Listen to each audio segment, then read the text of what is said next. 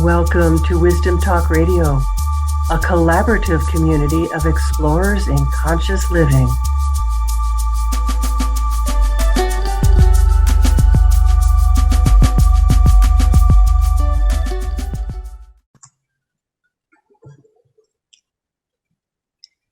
You know, at a fundamental level, if you've been hanging out with me here for a while, how we use our creative life force energy determines the trajectory of our life, of our personal life. And if we wish to live life aligned with the evolutionary forces at play, that is, expanding consciousness, remembering who we truly are, then the whole of humanity gets to flourish. My guest today shared this, and it really nails it to me. Sexual consciousness is not the only component of bringing about a shift in human evolution, but it is one of the main keys to opening the door. Unless we bring consciousness to sexual life force energy, the evolutionary impulse, the force, the spark of life, whatever we want to call it, we may devolve instead of evolve. Don't you just love that? I do. So stay with me, listen in, join me, and welcome. Welcome to our listeners, our viewers. I'm Laurie Seymour, host of Wisdom Talk Radio and CEO and founder of the Baca Institute, home of the Quantum Connection Process. Head there to the Baca Institute to discover your unique connection with the essence of who you are by taking the Quantum Connection quiz. I designed this because we are each designed, we as an individual are each designed to directly connect with Source in our own unique way. And knowing your own style, both your superpowers and your learning edge, helps us to open a deeper connection with who we are and with the universe. So it is the secret to me to creating what you truly want in your life. Because who you are is exactly who is needed. Dr. Elsbeth Meuth and Freddy Zental Weaver have assisted thousands of couples and singles to create lasting intimacy and fulfillment in their life and relationships. Yes, we're going to talk about sex. They're going to talk about sex. And yet sex in this context that really is about everything, period. They are featured on Showtime's documentary series, Sexual Healing, and the Emmy Award-winning NBC show, Starting Over. They are best-selling authors of Sexual Enlightenment and the co-founders of TantraNova Institute in Chicago. Elsbeth and Freddy Zental are beloveds, husband and wife, as well as business partners. Welcome to Wisdom Talk Radio, Elsbeth and Freddy Zental. I'm delighted to have you here. Thank you so much, Laurie. Good to be here. Thanks for having us on. Well, we're going to have fun, aren't we? Yeah, absolutely. Not going to have it any other way. Right. Nor should we, right? I mean, this is a big topic, a big area that we're diving into, and I can't imagine doing it with someone other than the two of you. That's sweet. How sweet. Wow, that's great. So I'd love to have you start out by talking about what you mean or what you think of when you talk about integrating sexuality and spirituality. And then, I want to bring in one other piece around that, which is around sacred sexuality. And so I'm going to open us up with that, and let's see where we go. You know, Laurie, forever we've been procreating with this energy, creating life. It's what it does. And the last 100 or so years, we've been recreating with the development of contraceptives. So what we've been teaching through our institute, and long before we had our work, for the last 22 years here, is how to co-create with this life force of sexual energy. And there is an intelligence when we bring consciousness to it This energy creates life, and it's pleasurable when we're in it. And when we bring consciousness to it, creativity and pleasure start showing up in areas of life that seem completely unrelated to sex in the process of living. And I use that term co-creation a lot, because for me, it's about co-creating with source. We're co-creating with the life force, always, no matter what we do. Yeah. So let's build on this further. I would like actually to start out with making a distinction between sex and sexual energy. So sex is the act in which we are engaged, involved, inhabited, enveloped in that wonderful energy. However, it's only one expression of that energy. Yeah. So, because when you speak of source, what it elicits in me is that source is coming through me in various ways again. It goes up, it manifests itself in different forms with, that the sexual energy, the life force energy, is what I'm sourced with and by. And so, and then of course, just like the love source, the Absolutely. consciousness source. Now, in the end, they are not that different. They are one, and yet there are distinctions in, I would call it, quality or the texture, I want to come back to that, because I read that and I made notes about that, note of that, and I don't know yet. I mean, I feel like we're going to go in there. Yes. I just want to bring it together, that then also that whole distinction we have in our culture, actually separation of the sexual and the spiritual. Yeah. They don't belong together. However, what could be more spiritual than bringing new life into this world? Yeah, absolutely. So it's like, and our practice, the tantric practice, and what we teach and what we, live in our own individual and couplehood, individual life and couplehood, is to be in that connection, and where the earthly being of me that expresses itself in my body and in my sexual, in my, sensations, and my awareness, my consciousness, my higher self, my heavenly being, because in this life here, they are within me at the same time. So in that way, there isn't a separation.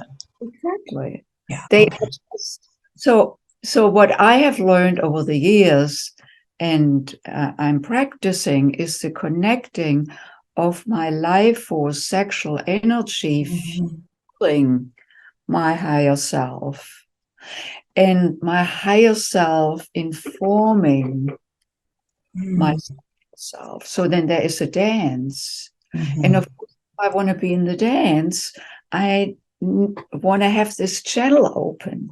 Yes. Yes. To the top of the head.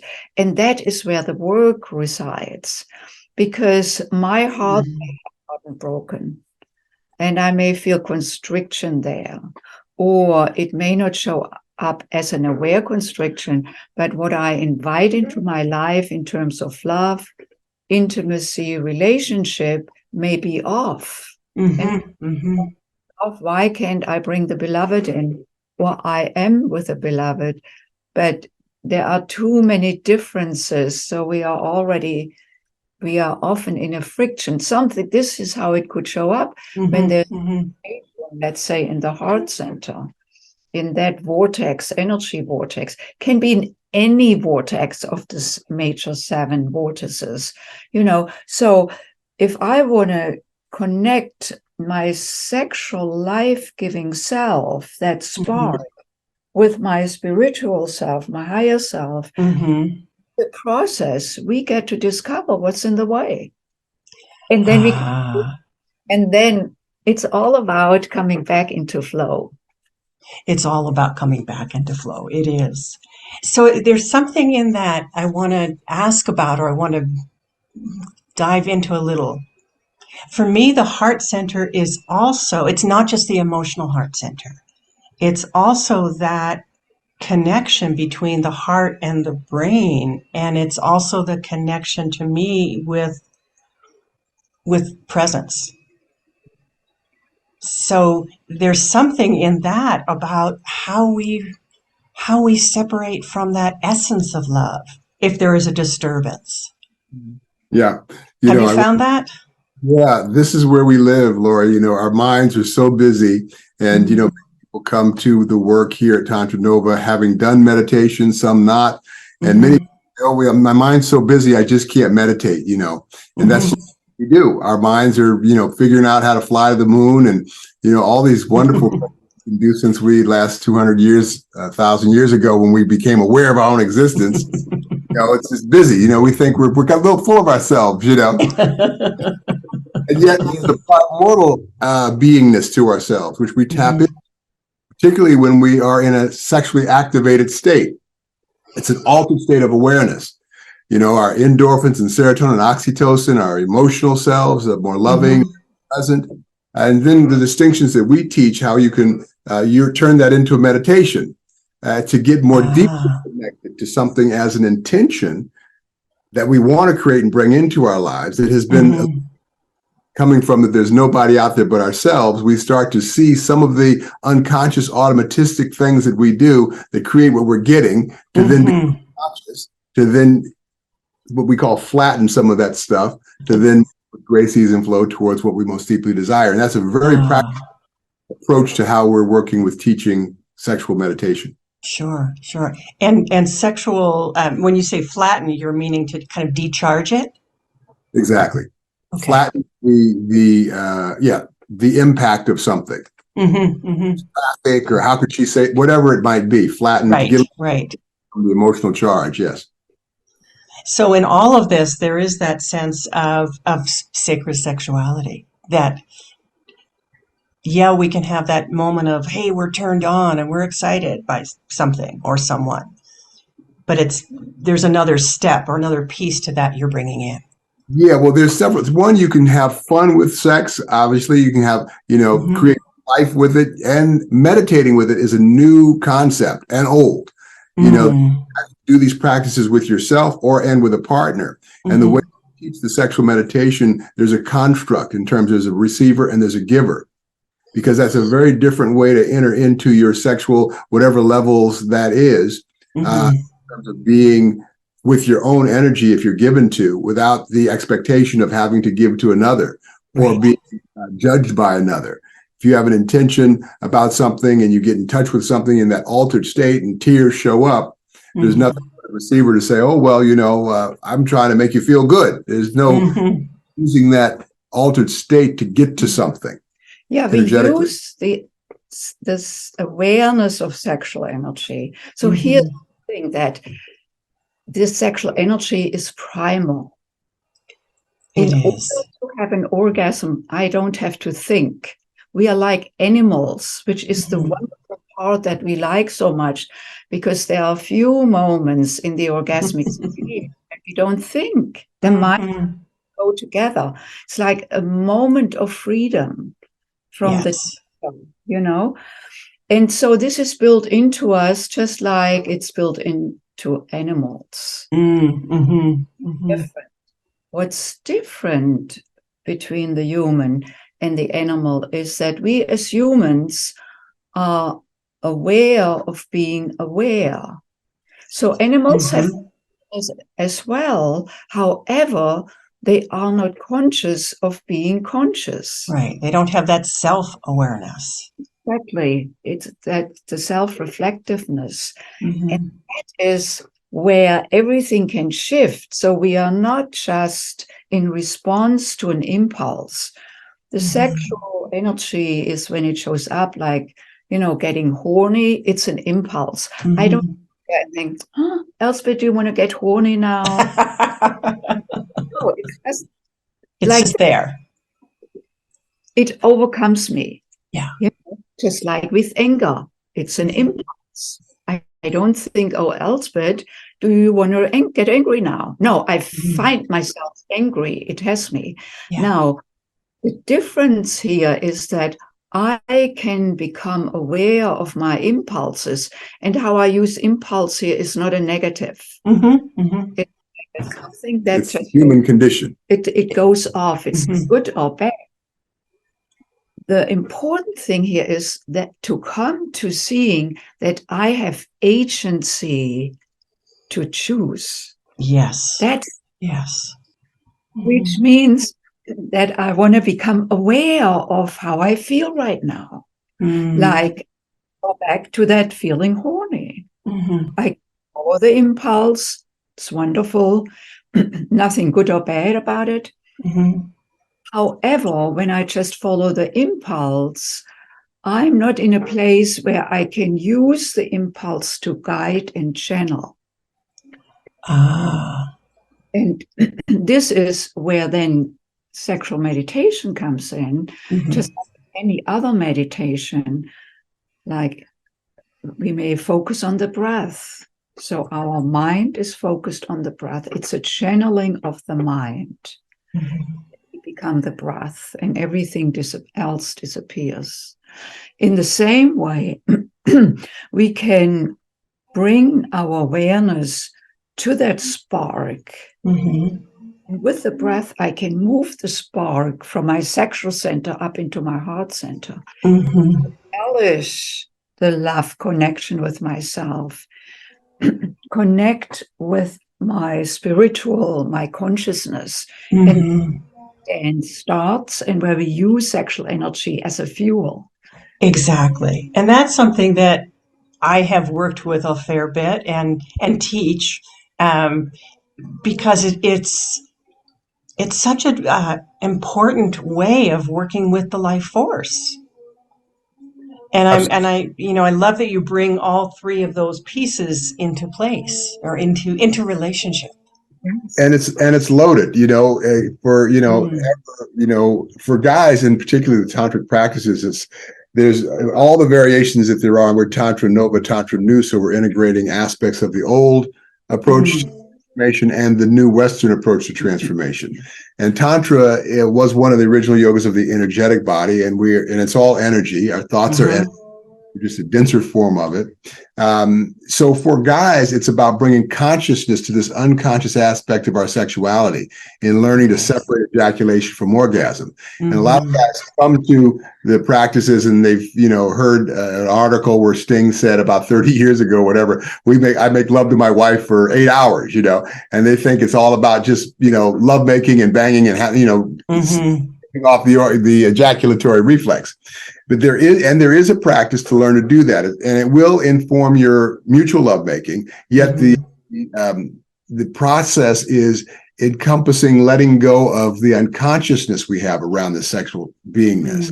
It's like a guy with their little erection, Ma, look, no hands, and by their little heads the rest of their life.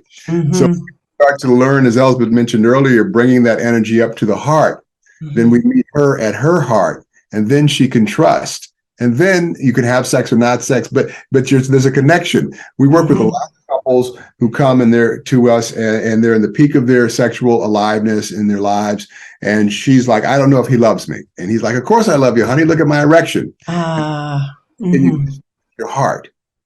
So for men, it's about learning to bring some consciousness to this unconscious aspect of our beingness. And for women, it's about opening up and really owning their sexuality. And that's happening more and more. So a lot about permission, actually, on both sides. Permission to love, permission to be sexual. Yeah. And then, in the bedroom, once you bring consciousness in the bedroom, that feeling starts to show up as a way of listening in your life. Practices to nuns and priests if they were vowed to celibacy. It's about being what this energy invokes us being. It's where this leads us. It's like that's the intelligence of energies. It leads us back to something that really supports existence. I mean, creativity and life. Okay. Yes. So, ooh, if someone is in a place in their life, whether they've taken a vow of celibacy, whatever, how would you speak to them or work with them? And either of you can answer this, however this is, as a way of working with that life force so that it's not about squashing it, and it's also not about letting it come out in some inappropriate way. I should take Please, it. yeah. Okay. I just said a lot, please. You too. So, yeah, so that energy, I just like to call it life force energy because the sexual and sex is so loaded already. Right. And having a new listening for what we are talking about here, we want to bring a new listening. And so that for me with women, it's much more, I don't call it sexual, and it is fueled by that sexual energy. I call it awaken to your feminine essence. It is an essence that moves through the feminine that over the millennia may have gotten vilified. Our playfulness, creativity, that perhaps through early negative experiences like sexual abuse, emotional, physical abuse, or culturally, that when a woman expresses herself freely in the sexual realm, she may be considered a whore or a slut.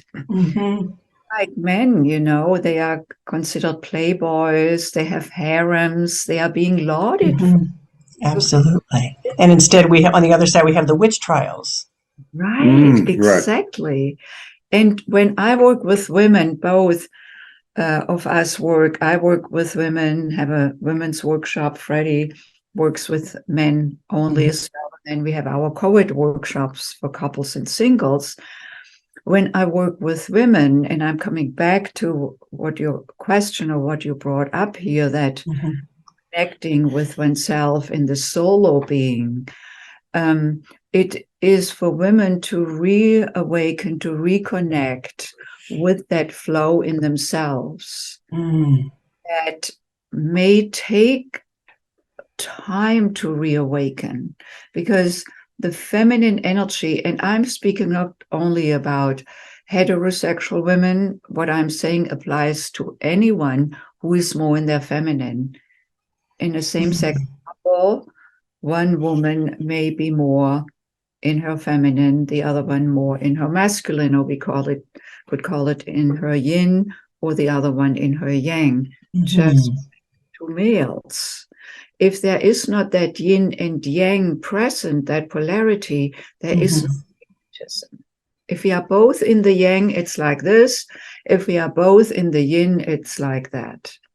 So there is no attraction. So saying doesn't just apply to heterosexual people or couples. So that reawakening, and if a woman, or if the one who is in their feminine is in a woman body, usually there is more estrogen. And that estrogen, we call it the slow hormone. It calls for reawakening. It's not here like that. Unlike male sexual energy, based in testosterone, we call the quick hormone, rises quickly, gets easily excited, and then drops. Like feminine, or the one who is in the feminine, rises slowly, hangs out. We don't know if it's coming or going. When it gets reawakened, can come up to a plateau and stay on the plateau for a long, long time. Orgasms, orgasmic waves, or just being in this orgasmic ether, you know. And in couplehood, we really want to come to this. Describe that for those people who are listening. How would you describe that? Now, because some people will be watching, some people will be listening. Yeah. So what I'm showing here is that my one hand depicts the one who is in the masculine, where energy rises quickly, vertically, and then drops quickly. And the feminine, or the one who is in the yin energy, rises slowly, hangs out, and then comes up to a plateau. So my other hand shows that. Now, when I use both hands, one goes up, the one of the masculine, the one of the feminine is still at the bottom, while the masculine really sustains the energy and circulates within themselves, meets the feminine when they have risen to the plateau, and then we can ride the wave together. So there's something about the sustaining aspect of it that seems really important, which is also true for any kind of creation. How Absolutely. do we sustain that inspiration? And, the subtleties of that sustaining. And that's where, someone who's vowed to celibacy can start to tap into the intelligence of this energy and where it leads. When we tap into the subtleties of pleasure, just even feeling a touch on the hand, but particularly when we tap into like a squeeze, release, like a Kegel of the second chakra or the area, then we can tap into a sensation, a muscle squeeze. And then if we start to breathe that up into our heart consciously with our attention on that location and intention, our breath, we can start to use that energy to fuel our aliveness. And so if they were practitioners in in a church or what have you, they could use that energy to be more present, to really connect deeply, to be in a deeper listening.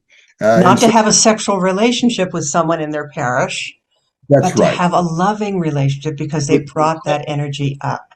With oneself. And the beauty is that we can learn to transmute the energy. Hold it, and particularly men hold it in a way like, I have to, release. I need a release in order. And the tantric practice actually in the beginning may feel a little counterintuitive, because that is not what we learned in our culture.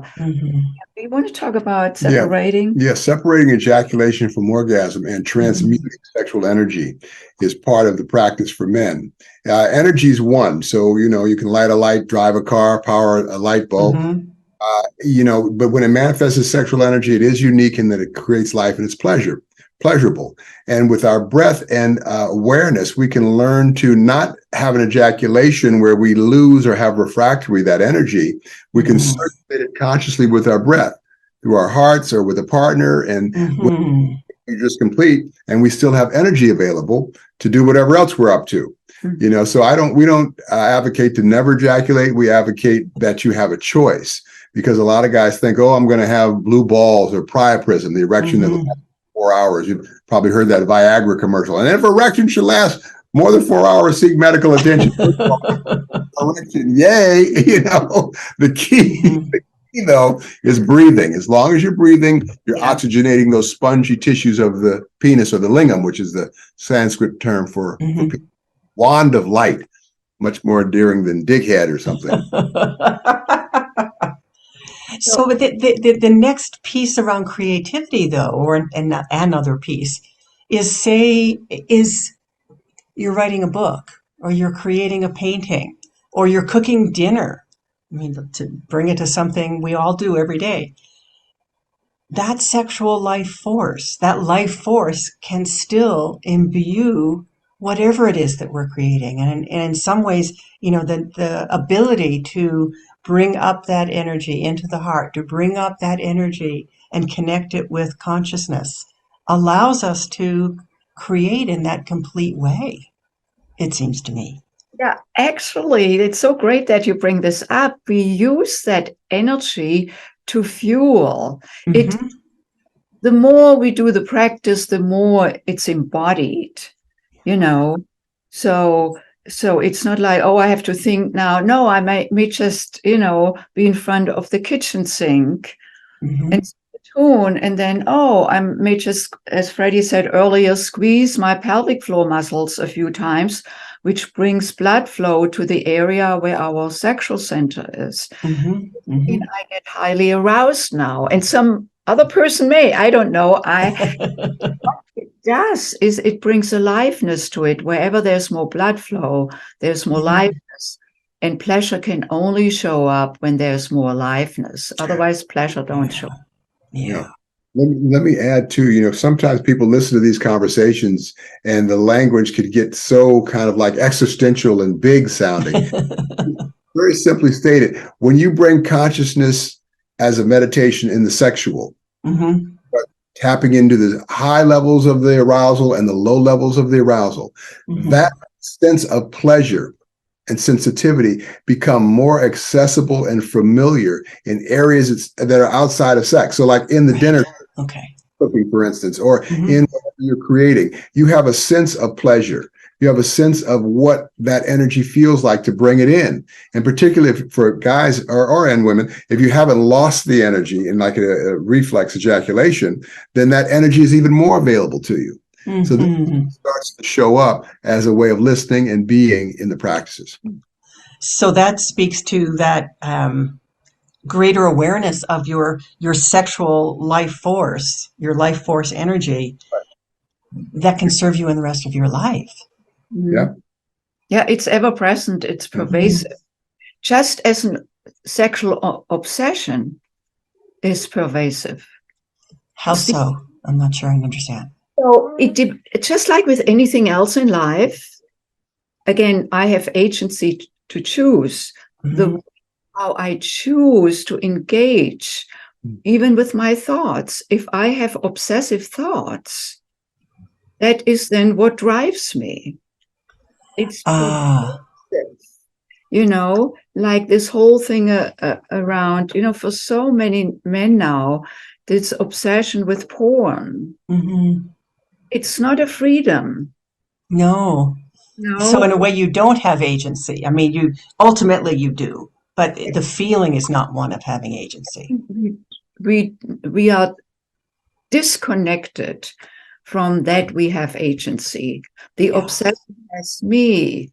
I don't have the obsession. It's with any obsession, any addiction.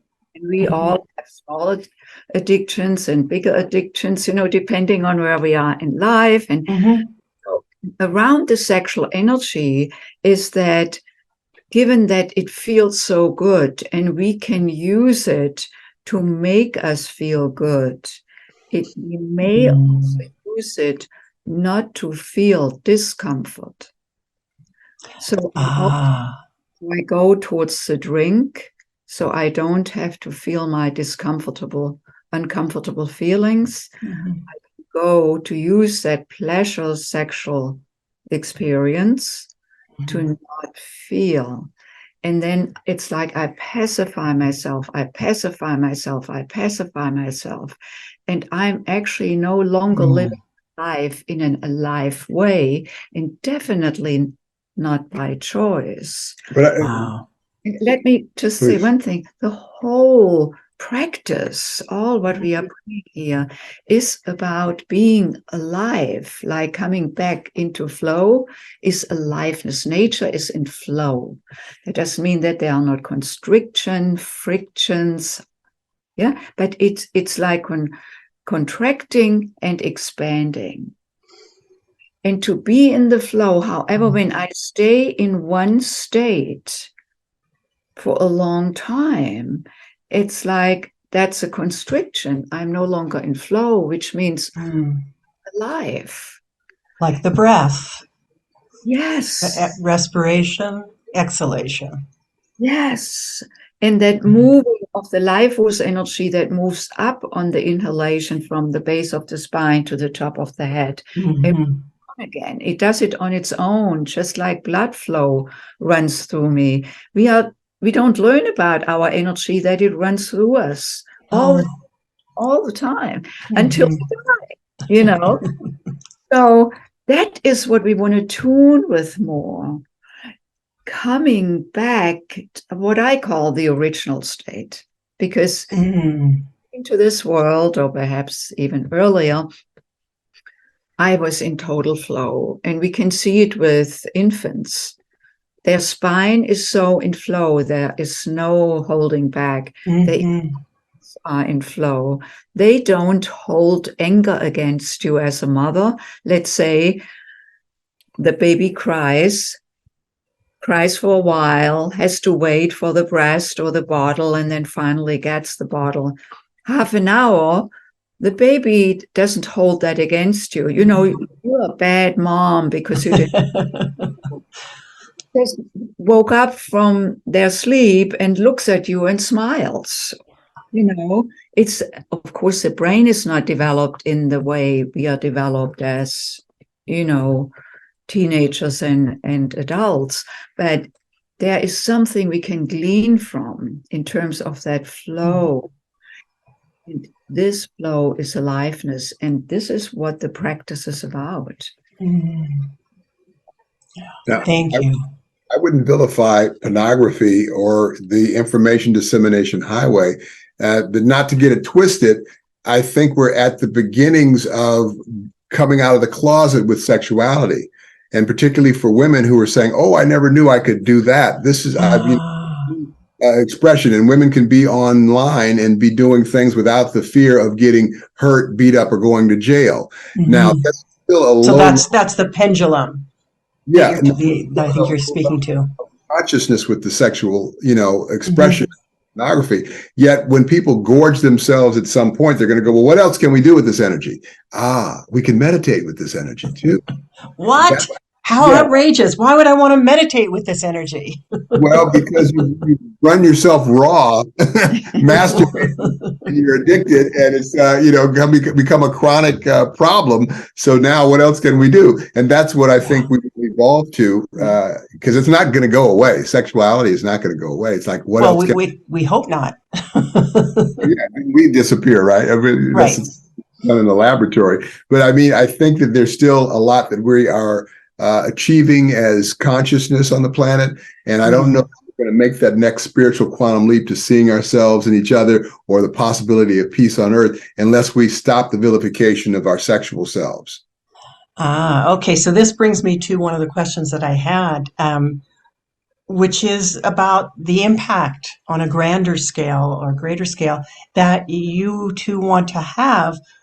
You know, why did you create TantraNova? Why are you doing the work you're doing? I feel like it's a big picture, and that you want to have a big impact. And I'm interested to know, you know, what that is about your sexual consciousness work and where you're seeing it going.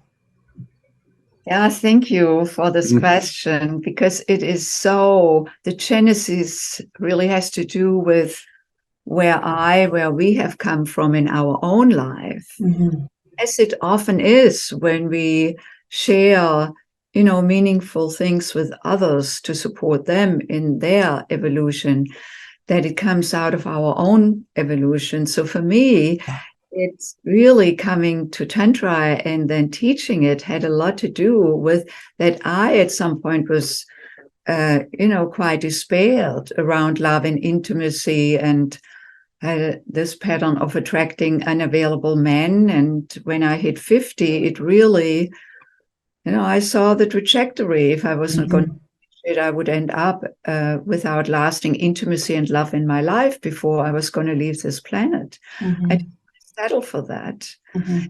In coming to Tantra as a way of, you know, seeing, discovering what was in the way for me, that I attracted unavailability, or more, what was in the way of becoming available, both in myself and attracting availability.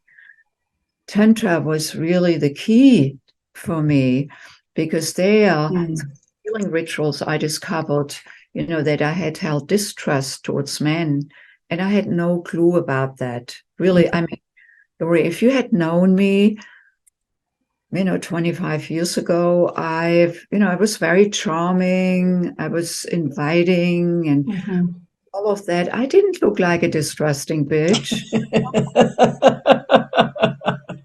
And underneath, there was something that was not accessible to the conscious mind that ran the show. And that was the discovery for me. And of course, in the tantric learning and healing, it is a whole beingness exploration of the body, of our sexual self, of our love and emotional, our consciousness, ritual self. It's all interactive. And in that, and we don't just talk about it, because often we cannot access that what's on the cellular level through the conscious mind. So I don't think we can. So it was really so heart-opening, everything. My life shifted out of it. I was a management consultant at the time, left the consulting firm and declared that I was going to create a Tantra school in Chicago. I mean, there was nothing in place, And then after my healing, tantric healing, 6 months later, Freddy came into my life.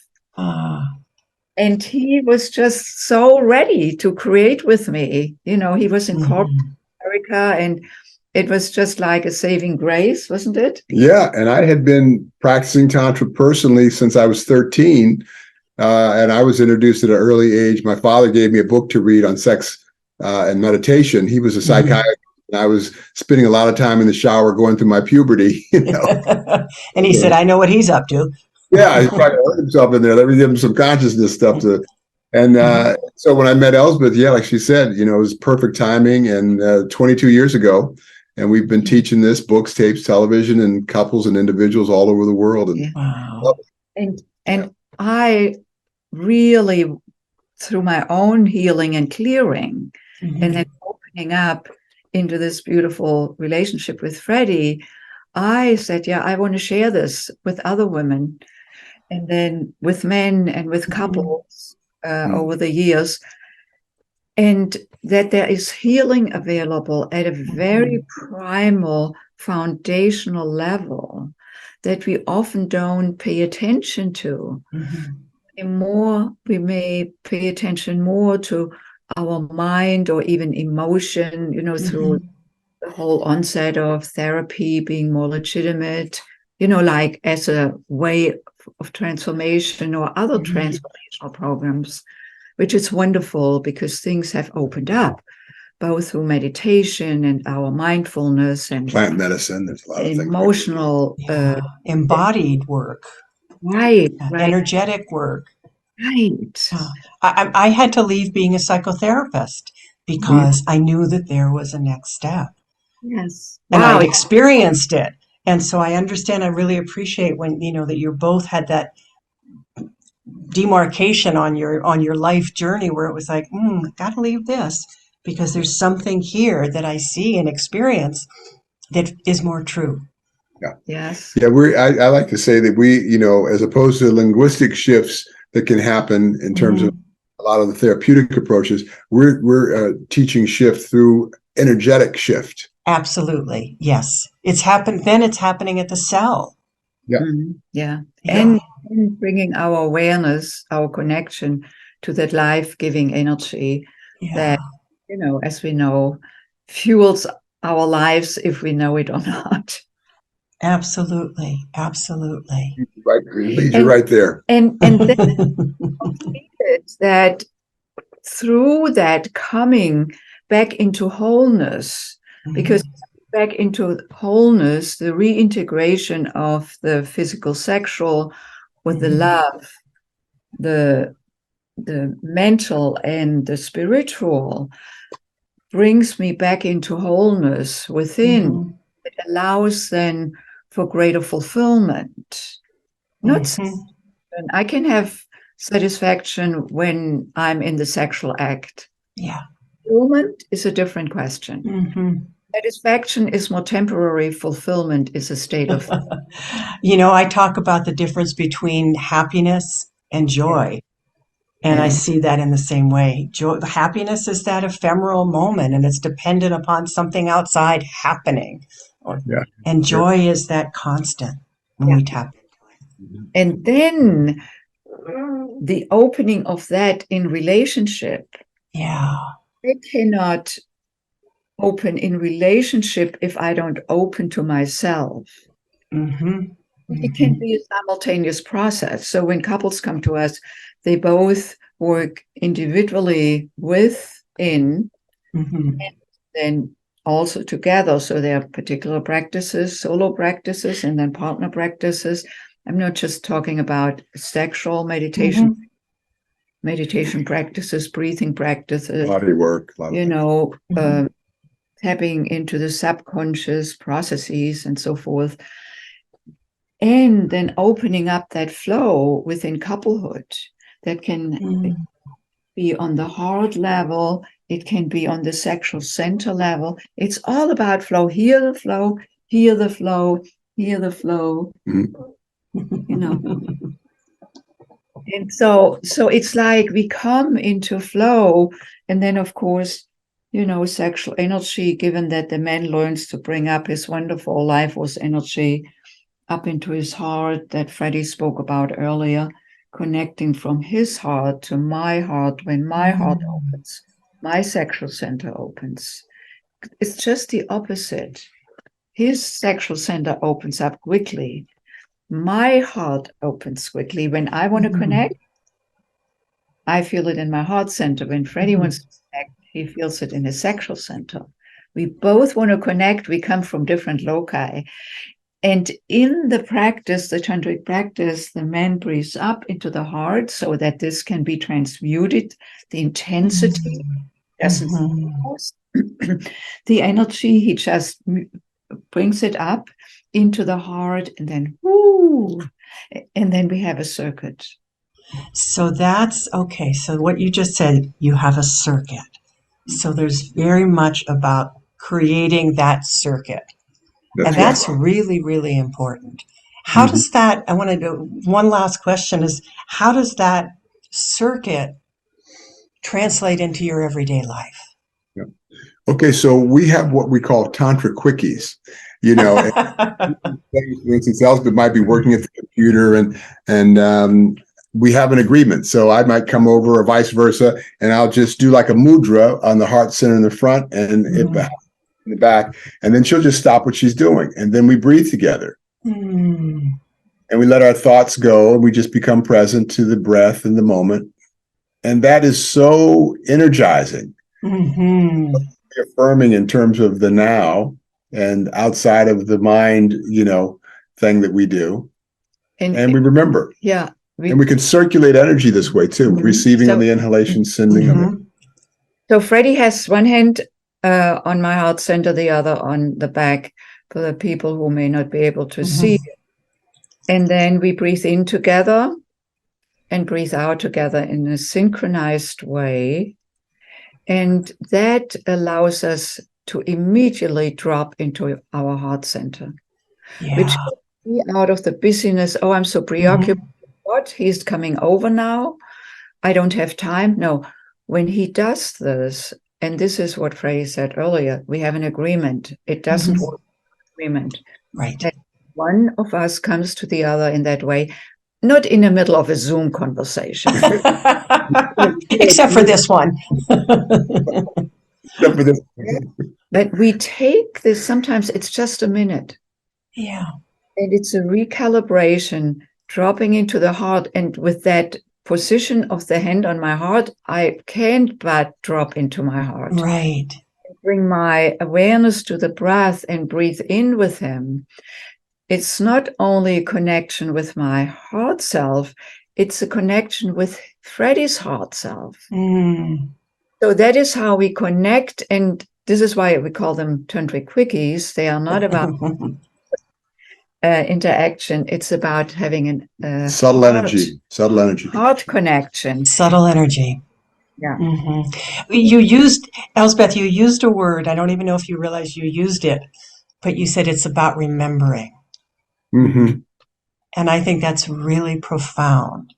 because for me, it's about remembering who I really am, which is I am love. I am connected. I am of that essence. And in that moment of connection, of that circuit completing, there is a beautiful remembrance. Life is for you. I call this thing remembering what we've forgotten, because in the beginning, we're in the womb and it's womb service, and we're just floating in the embryonic fluid. It's like, oh my God, it's so wonderful. And then we're born and we're whoosh, bright lights whacking the bottom. Some guys are getting their wee-wees cut and you're thinking, send me back. And then life happens, the good days, bad days, rainy days, good, bad, up and down. And then we get to a certain level in our life where there's something that we would like to create more of. But we are also this play of this neurosynaptic memory of all these experiences that we've had. That's where we get the world from. But the good news and what connects us to this universe that goes on for ad infinitum is our imagination. This thing to visualize and imagine something that hasn't been before. And that's the quantum. Anything's possible in a moment. And it requires letting go of what we know. And a lot of what we know, we don't even know we know. It's running in the background, 70% of things. So we use these practices to remember what we've forgotten. Yes, exactly. Beautiful. Beautifully said. Wow. So with that, I want to ask you, whoever would like to share with our audience, how can they get more? How can they find more? How can they find out more about who you are and about what you're up to? Yeah, thank you so much, Laurie. So a couple of ways. You can go to our website at TantraNova.com, TantraNova.com, TantraNova. There's lots of material. There's also our book, Sexual Enlightenment, accessible. And of course, our programs, our workshops. And then we thought we not just leave you with a conversation, however, also with a gift so that you can learn, the foundations that will lead you to sexual meditation. And it's a gift, it's a class, a video class on sexual meditation. And an introductory, so there are practices you can bring into your everyday life around the breath, connecting with the channel, within you, that lays the foundation for then later on bringing this to aroused energy. Wonderful. Thank you. Thank you.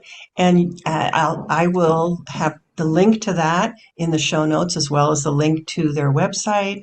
And this is wonderful. Thanks, Laurie. Any last words or anything you'd like to share that I've forgotten to ask you? I'm sure that, we could go on for a long time, but in this moment. I want to thank you for this conversation of depth and inspiration. Thank you. Thank you.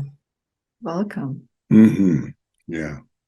And I would say, just a reminder for the listeners, if you don't know where to look in your life, just look at whatever you aren't owning in your life and either own it or change it and do the work. You have agency, you have choice. It's a short life, and let's dance while we're here. So hallelujah. I'm up for dancing. Yes.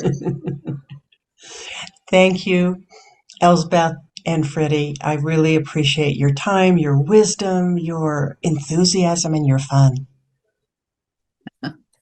Thanks. Thank you.